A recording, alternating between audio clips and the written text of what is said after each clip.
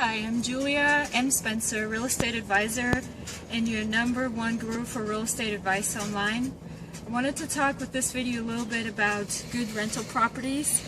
We're in a really typical suburban neighborhood here, really close to a big military base. If you have rental property around military bases, that's a very good thing. You're going to be able to rent your properties easily. Usually military people and military families are kind of transient. They stay in an area for maybe 2 to 3 years, sometimes even 4 years or so. And so they will be staying in your house, taking good care of it. They have usually good standards of upkeeping properties, and they will be good tenants. They're also not going to be looking to move on and purchase their own homes usually because they know they're going to be transferred someplace else.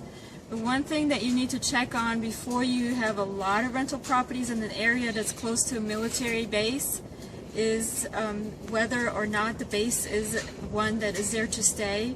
You can get this information from newspapers or the local press, from the radio, and see if the base has any plans for closing in the future.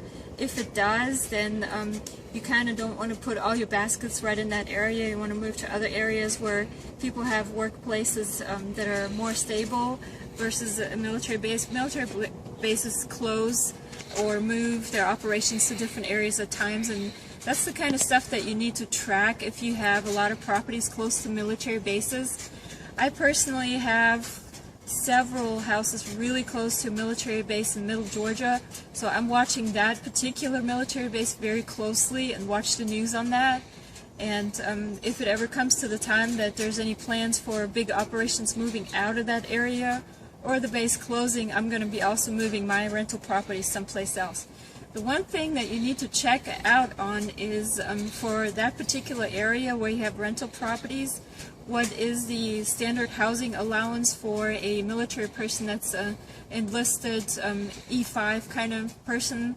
They have different pay scales, and they have certain housing allowances that they get on top of their pay, and that's how you can calculate what is a good rental rate that you can charge in that area. You can look all that stuff up online. It's available for the public to check. Heck, you can even find out how much a person makes that you want renting from you. Usually E5 is about a good place to start looking, because that's usually a young family with children and married with a spouse, so that's a good rate to go for. For more tips like this, go to my website. It's www.juliamspencer.com. Download your free guide to real estate investing today and sign up for my newsletter. Thank you.